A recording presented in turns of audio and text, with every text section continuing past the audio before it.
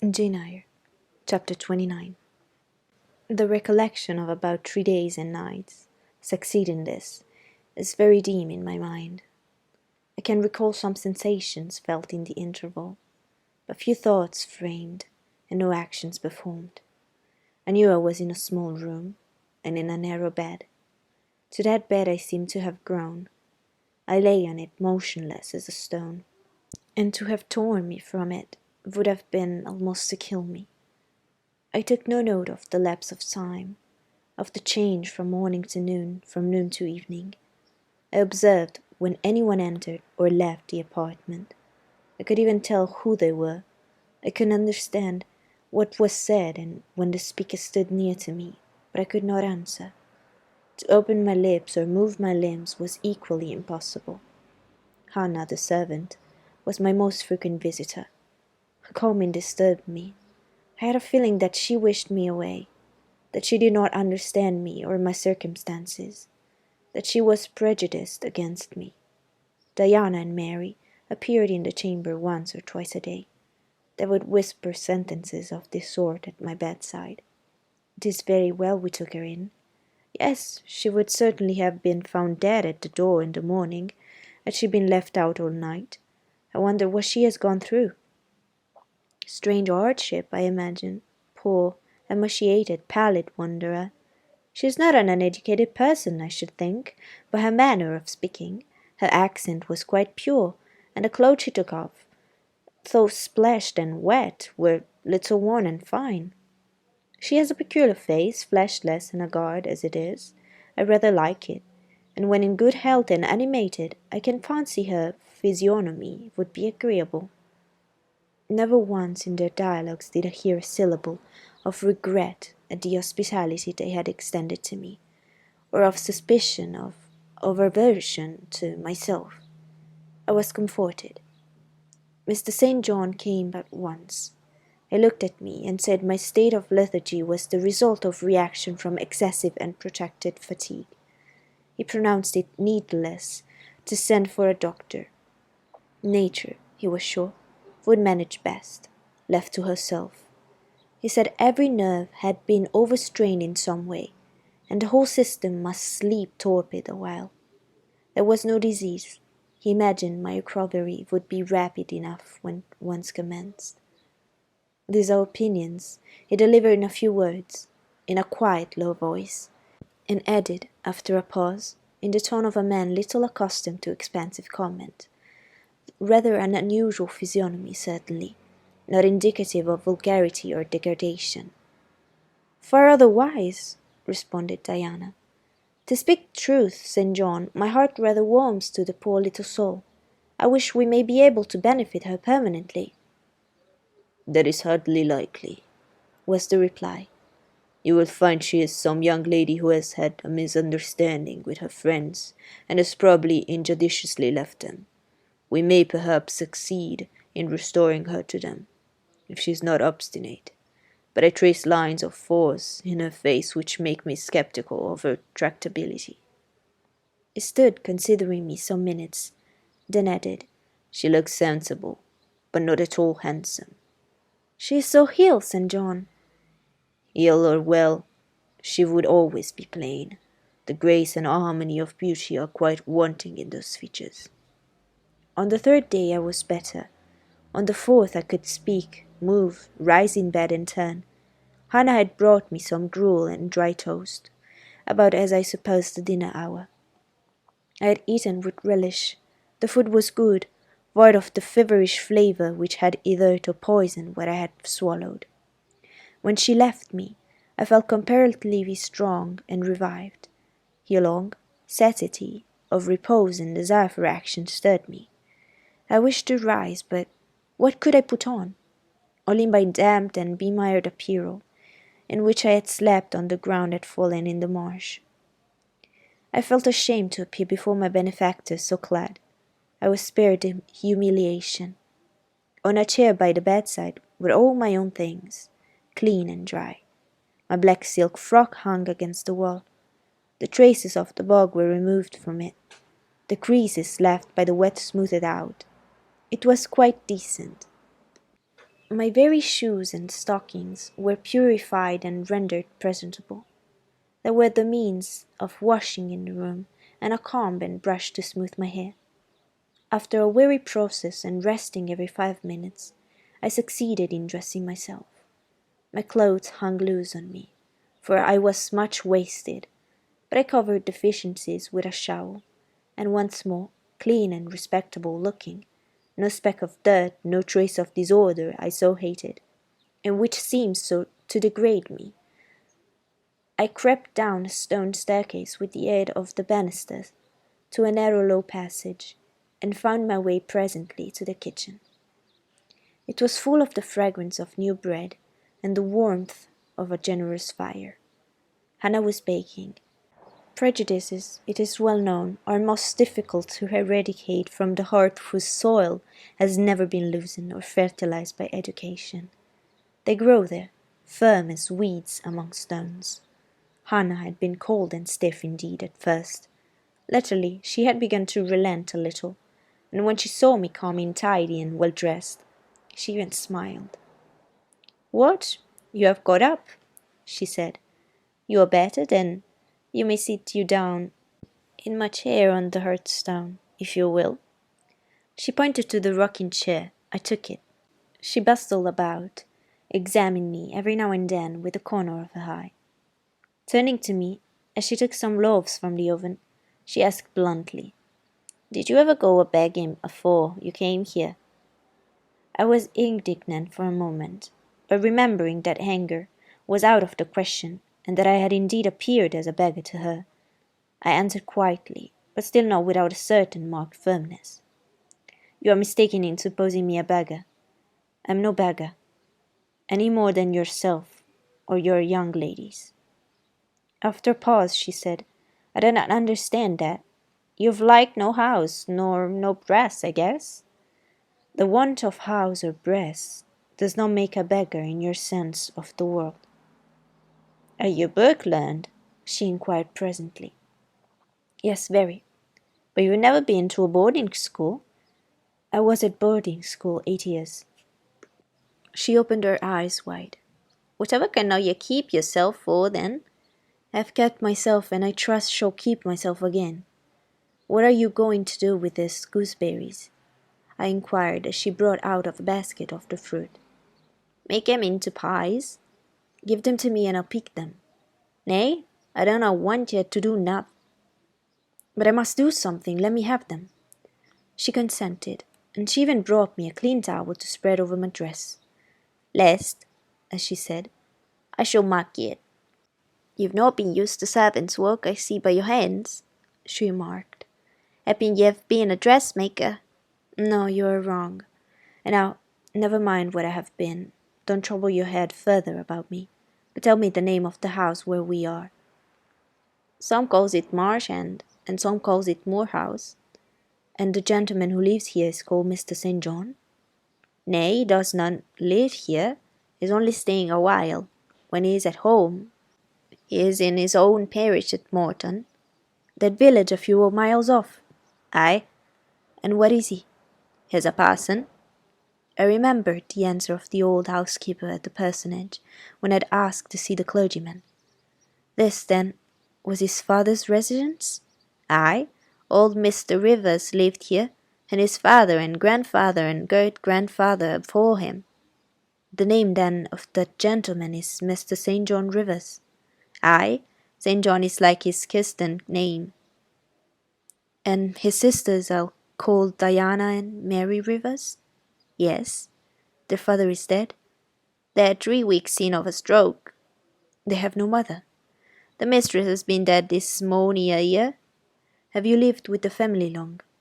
"I've lived here 30 years, and nursed them all 3." "That proves you must have been an honest and faithful servant. I will say so much for you, though you have had the incivility to call me a beggar." She again regarded me with a surprised stare. "I believe," she said, "I was quite mistaken in my thoughts of you. But there is so many cheats goes about. You won't forgive me."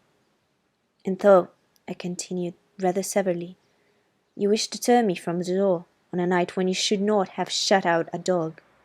Well, it was hard, but what can a body do? I thought more of the children, nor of myself, poor things. They're like nobody to take care of them but me. I'm like to look sharpish. I maintained a grave silence for some minutes. You must not think too hardly of me, she again remarked. But I do think hardly of you, I said, and I'll tell you why. Not so much because you refused to give me shelter, or regarded me as an impostor, as because you just now made it a species of reproach that I had no brass and no house. Some of the best people that ever lived have been as destitute as I am. And if you are a Christian, you ought not to consider poverty a crime. No more, I hold, said she. Mr. St. John tells me so too. I see I were wrong, but I've a clear, different notion on you now to what I had. You look a right down decent little creature. That will do. I forgive you now. Shake hands. She put her flowery and horny hand into mine. Another and heartier smile illuminated her rough face, and from that moment we were friends. Hannah was evidently fond of talking. While I picked the fruit and she made the paste for the pies, she proceeded to give me sundry details about her deceased master and mistress, and the childer, as she called the young people. Old Mr. Rivers, she said, was a plain man enough, but a gentleman, and of as ancient a family as could be found. Marchand had belonged to the Rivers ever since it was a house, and it was, she affirmed, about 200 years old, for all it looked but a small humble place now to compare with Mr. Oliver's grand hall down in Morton Vale. But she could remember Bill Oliver's father, a journeyman needlemaker, and the Rivers were gentry in those days of the Eyres, as onybody might see by looking into the registers in Morton Church vestry. Still, she allowed the old master was like other folk, not make out o' the common way, stock made o' shooting and farming and sick like. The mistress was different.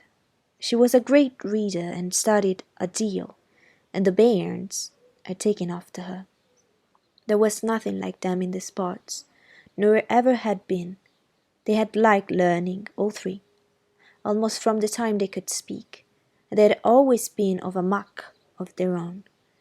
Mr. St. John, when he grew up, would go to college and be a parson, and the girls, as soon as they left school, would seek places as governesses.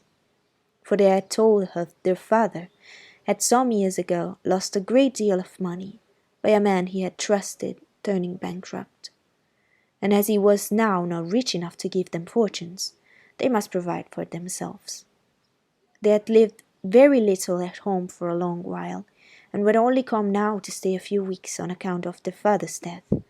But they did so like Marchand at Morton, and all the smooths and hills about. They had been in London and many other grand towns, but they always said there was no place like home. And then they were so agreeable with each other, never fell out nor thripped. She did not know where there was such a family for being united. Having finished my task of gooseberry picking, I asked where the two ladies and their brother were now.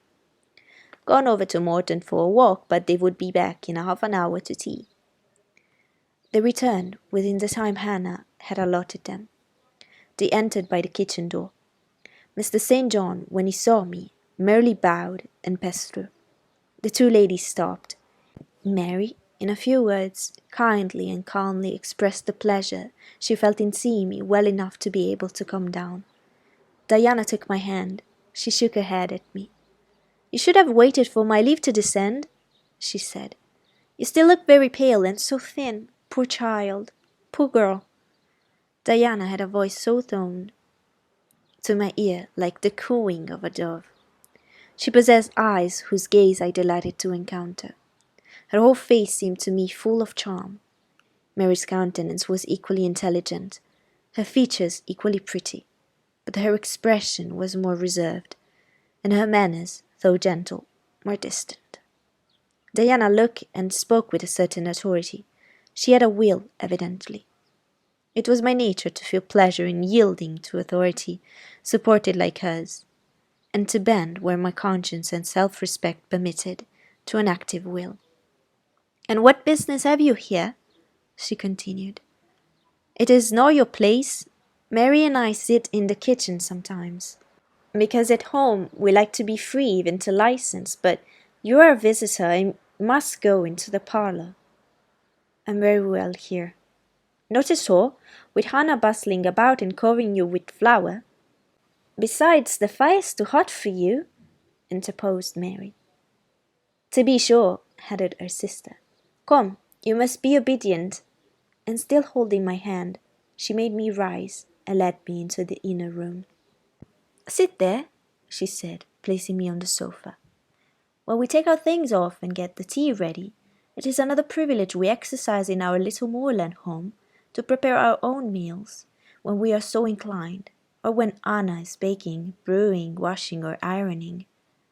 She closed the door, leaving me solus with Mr. St. John, who sat opposite, a book or newspaper in his hand. I examined first the parlour, and then its occupant. The parlour was rather a small room, very plainly furnished, yet comfortable because clean and neat.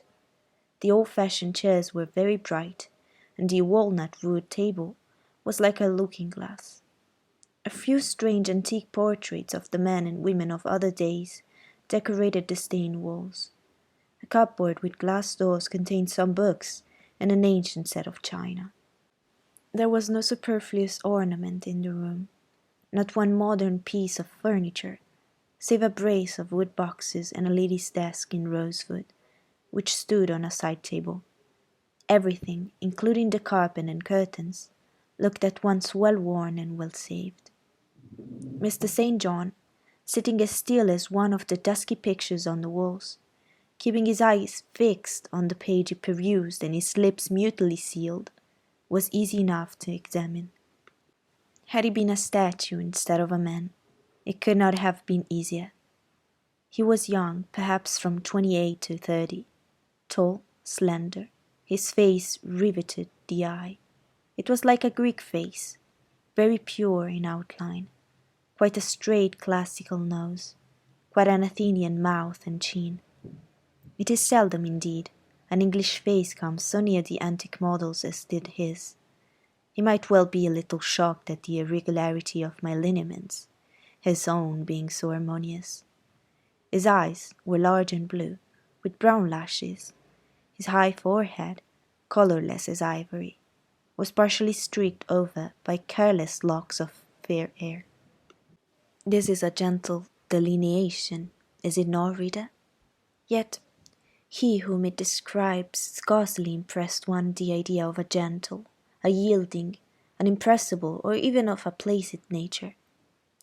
Quiescent as he now sat, there was something about his nostril, his mouth, his brow, which, to my perceptions, indicated elements with either restless or hard, or eager. He did not speak to me one word, nor even direct to me one glance, till his sisters returned. Diana, as she passed in and out, in the course of preparing tea, brought me a little cake, baked on the top of the oven. "Eat that now," she said. "You must be hungry. Hannah says you have had nothing but some gruel since breakfast." I did not refuse it, for my appetite was awakened and keen. Mr. Rivers now closed his book, approached the table, and as he took a seat, fixed his blue, pictorial-looking eyes full on me. There was an unceremonious directness, a searching, decided steadfastness in his gaze now, which told that intention and not diffidence had hitherto kept it averted from the stranger. "You are very hungry," he said. "I am, sir. It is my way. It was always my way, by instinct, ever to meet the brief with brevity, the direct with plainness." "It is well for you that a low fever had forced you to abstain for the last 3 days. There would have been danger in yielding to the cravings of your appetite at first. Now you may eat, though still not immoderately." I trust I should not eat long at your expense, sir, was my very clumsily contrived, unpolished answer. No, he said coolly. When you have indicated to us the residence of your friends, we can write to them, and you may be restored to home. That, I must plainly tell you, is out of my power to do, being absolutely without home and friends. The three looked at me, but not distrustfully. I felt there was no suspicion in their glances. There was more of curiosity. I speak particularly of the young ladies. St. John's eyes, though clear enough in a literal sense, in a figurative one were difficult to fathom. He seemed to use them rather as instruments to search other people's thoughts than as agents to reveal his own, the which combination of keenness and reserve was considerably more calculated to embarrass than to encourage. Do you mean to say, he asked, that you are completely isolated from every connection? I do. Not a tie links me to any living thing, not a claim do I possess to admittance under any roof in England. A most singular position at your age. Here I saw its glance directed to my hands, which were folded on the table before me. I wondered what he sought there. His words soon explained the quest. You have never been married? You are a spinster? Diana laughed. Why, she can't be above 17 or 18 years old, St. John, she said. I'm near 19, but I'm not married, no. I felt a burning glow mount to my face, for bitter and agitating recollections were awakened by the allusion to marriage. They all saw the embarrassment and the emotion. Diana and Mary relieved me by turning their eyes elsewhere than to my crimson visage, but the colder and sterner brother continued to gaze, till the trouble he had excited forced out tears as well as the colour. Where did you last reside? He now asked. You are too inquisitive, St. John, murmured Mary, in a low voice, but he leaned over the table and required an answer, by a second firm and piercing look. The name of the place where, and of the person with whom I lived is my secret, I replied concisely. Which if you like you have, in my opinion, a right to keep, both from St. John and every other questioner, remarked Diana. Yet, if I know nothing about you or your history, I cannot help you, he said. And you need help, do you not? I need it, and I seek it, so far, sir, that some true philanthropist will put me in the way of getting work, which I can do, and the remuneration for which will keep me, if but in the barest necessaries of life. I know not whether I am a true philanthropist, yet I am willing to aid you to the utmost of my power, in a purpose so honest. First, then, tell me what you have been accustomed to do, what you can do. I had now swallowed my tea. I was mightily refreshed by the beverage, as much so as a giant with wine. It gave new tone to my unstrung nerves, and enabled me to address this penetrating young judge steadily. Mr. Rivers, I said, turning to him and looking at him, as he looked at me, openly and without diffidence. You and your sisters have done me a great service, the greatest man can do his fellow being. You have rescued me, by your noble hospitality, from death. This benefit conferred gives you an unlimited claim on my gratitude, and a claim to a certain extent of my confidence. I will tell you as much of the history of the wanderer you have harbored as I can tell without compromising my own peace of mind, my own security, moral and physical, and that of others. I am an orphan, the daughter of a clergyman. My parents died before I could know them. I was brought up a dependent, educated in a charitable institution. I will even tell you the name of the establishment where I passed 6 years as a pupil and 2 as a teacher, Lovewood Orphan Asylum, in the Shire. You will have heard of it, Mr. Rivers. The Reverend Robert Brocklehurst is the treasurer. I've heard of Mr. Brocklehurst, and I've seen the school. I left Lovewood nearly a year since to become a private governess. I obtained a good situation and was happy. This place I was obliged to leave for days before I came here. The reason of my departure I cannot and ought not to explain. It would be useless and dangerous, and would sound incredible. No blame attached to me. I am as free from culpability as any one of you three. Miserable I am, and must be for a time. For the catastrophe which drove me from the house I had found a paradise was of a strange and direful nature. I observed but 2 points in planning my departure: speed and secrecy. To secure this, I had to leave behind me everything I possessed, except a small parcel, which in my hurry and trouble of mind I forgot to take out of the coach that brought me to Whitcross. To this neighbourhood, then, I came quite destitute. I slept 2 nights in the open air, and wandered about 2 days without crossing a threshold. But twice in that space of time did I taste food, and it was when, brought by hunger, exhaustion, and despair, almost to the last gasp, that you, Mr. Rivers, forbade me to perish of want at your door, and took me under the shelter of your roof. I know all your sisters have done for me since, for I not have been insensible during my seeming torpor, and I owe you, to their spontaneous, genuine compassion, as large a debt as to your evangelic charity. Don't make her talk any more now, St. John, said Diana, as I paused. She is evidently not yet fit for excitement. Come to the sofa, and sit down, Miss Elliot. I gave an involuntarily half start at hearing the alias. I had forgotten my new name. Mr. Rivers, whom nothing seemed to escape, noticed it at once. You said your name was Jane Elliot, he observed. I did say so, and it is the name by which I think it expedient to be called at present, but it is not my real name, and when I hear it, it sounds strange to me. Your real name you will not give? No. I fear discovery above all things, and wherever disclosure would lead to it, I avoid. You're quite right, I'm sure, said Diana. Now do, brother, let her be at peace a while. But when St. John had mused a few moments, it recommenced, as imperturbably and with as much acumen as ever. You would not like to be long dependent on our hospitality. I would wish, I see, to dispense as soon as may be with my sister's compassion, and above all with my charity. You desire to be independent of us? I do. I have already said so. Show me how to work or how to seek work. That is all I now ask.